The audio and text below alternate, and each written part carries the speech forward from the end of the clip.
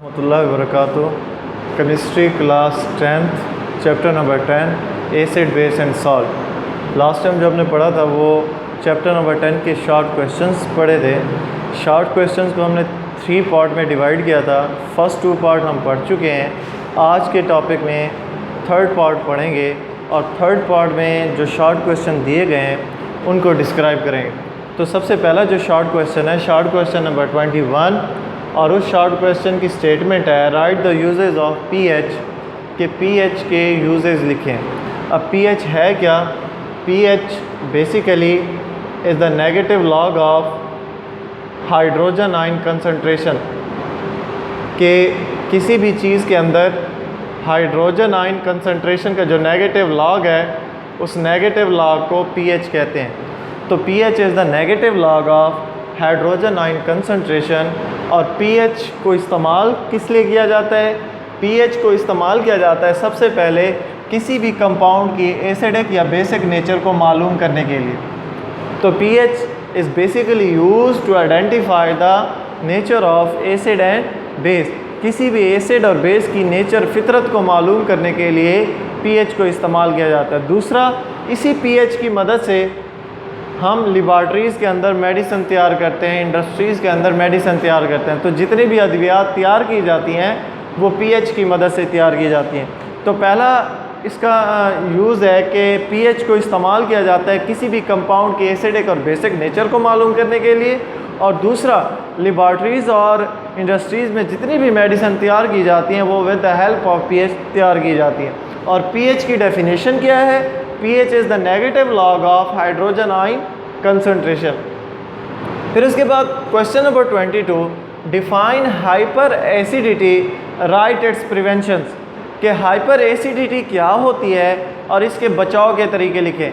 Hyper acidity को कहते हैं मैदे की तेज़ाबियत। उर्दू में हाइपर एसिडिटी को कहते हैं मैदे की तेज़ाबियत। अब मैदे की तेज़ाबियत है क्या? बेसिकली हमारे स्टमक के अंदर, हमारे मैदे के अंदर एक एसिड पैदा होता है। उस एसिड का नाम है हाइड्रोक्लोरिक एसिड HCl। ये नेचुरली हमारे मैदे में पैदा होता है सक्रीशंस की सूरत में। जब हमारा मैदा सक्रीशंस खारिज करता है उस सक्रीशंस का नाम है गैस्ट्रिक जूस। उस गैस्ट्रिक जूस में बेसिकली 3 कंटेंट्स होते हैं। First content hydrochloric acid, second content pepsin और थर्ड कंटेंट जो होता है वो म्यूकस होता है। जो हाइड्रोक्लोरिक एसिड है, हाइड्रोक्लोरिक एसिड के बेसिकली 2 काम हैं। फर्स्ट, इसका जो यूज़ है हाइड्रोक्लोरिक एसिड का हमारे मैदे में, कि एक तो ये पेप्सिन को एक्टिवेट करता है। दूसरा इसका जो यूज़ है वो ये है कि ये ख़ुराक में मौजूद जितने भी जर्म्स हैं उन्हें ये किल करता है, ख़त्म करता है। तो नेचुरली हमारे मैदे में HCl पैदा होता है। लेकिन जब हमारे मैदे में इस HCl की कंसंट्रेशन, इस HCl की मिकदार बढ़ जाती है तो इस स्टेट को कहते हैं हाइपर एसिडिटी। तो hyperacidity is a state when the concentration of acid increases in our stomach. तो जब भी हमारे मैदे में एसिड, और वो एसिड है हाइड्रोक्लोरिक एसिड, तो जब भी हमारे मैदे में HCl की मिकदार बढ़ती है तो इस स्टेट को कहते हैं हाइपर एसिडिटी। और हाइपर एसिडिटी से बचा कैसे जा सकता है?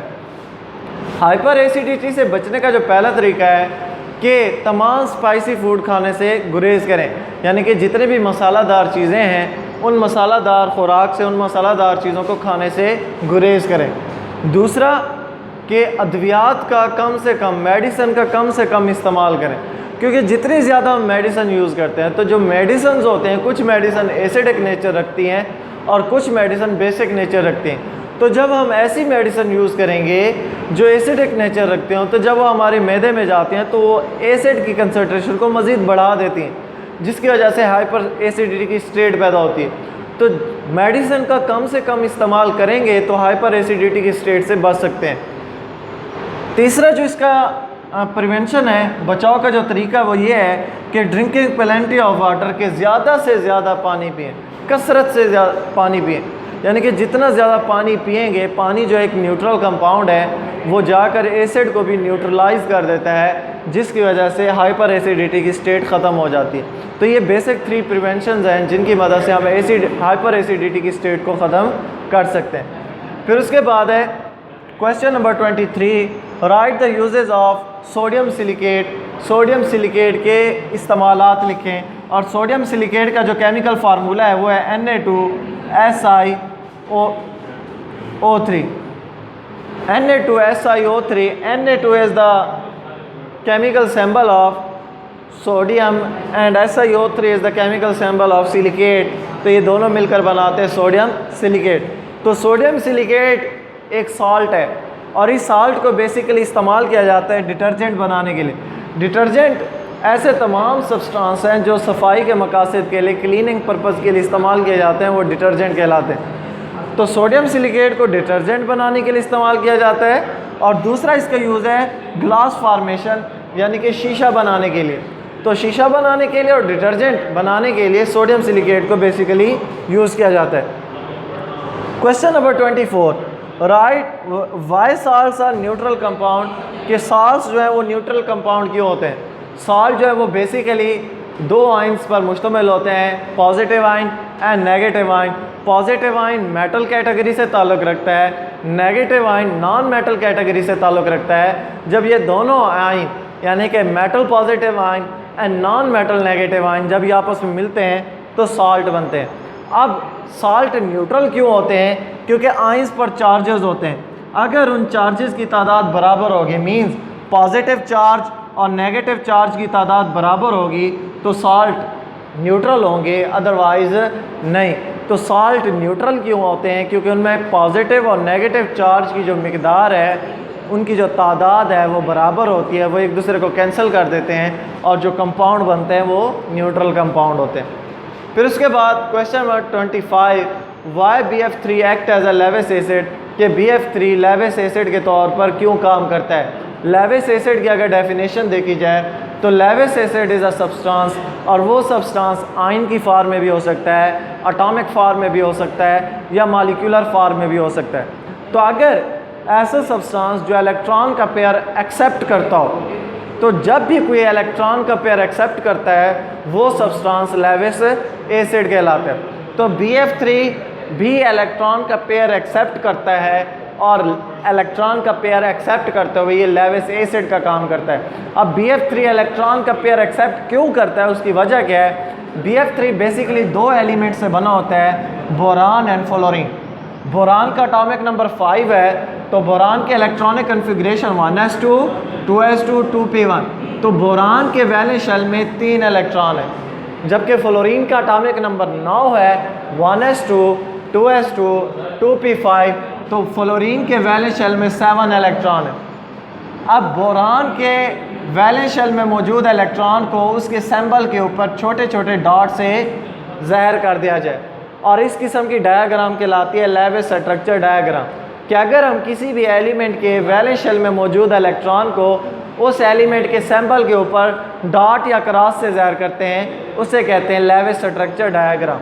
तो बोरान के वैलेंस शेल में 3 इलेक्ट्रॉन है, और बोरान ऑक्टेट रूल पर अमल करता है, और ऑक्टेट रूल कहता है वैलेंस शेल में 8 इलेक्ट्रॉन होने चाहिए। जबकि फ्लोरीन भी ऑक्टेट रूल पर अमल करता है। फ्लोरीन के लिए भी शर्त यही है कि अगर फ्लोरीन ने स्टेबल होना है तो उसे अपना ऑक्टेट कंप्लीट करना है, मींस उसके वैलेंस शेल में भी 8 इलेक्ट्रॉन होने चाहिए। अब फ्लोरीन पहला एक फ्लोरीन एटम आएगा, उस फ्लोरीन एटम के वैलेंस शेल इलेक्ट्रॉन को क्रॉस से ज़ाहिर कर रहे हैं। तो फ्लोरीन के वैलेंस शेल में 7 इलेक्ट्रॉन है, तो 7 क्रॉस, 7वां जो इलेक्ट्रॉन है वो बोरान के साथ शेयर करता है। एक और फ्लोरीन एटम आता है, वो भी इसी तरीके से अपने इलेक्ट्रॉन की शेयरिंग करता है, और थर्ड फ्लोरीन आकर वो भी इलेक्ट्रॉन की शेयरिंग करता है। इस शेयरिंग के नतीजे में ये हुआ कि हर फ्लोरीन का ऑक्टेट कंप्लीट हो रहा है, 2 to 4 to 6 to 8।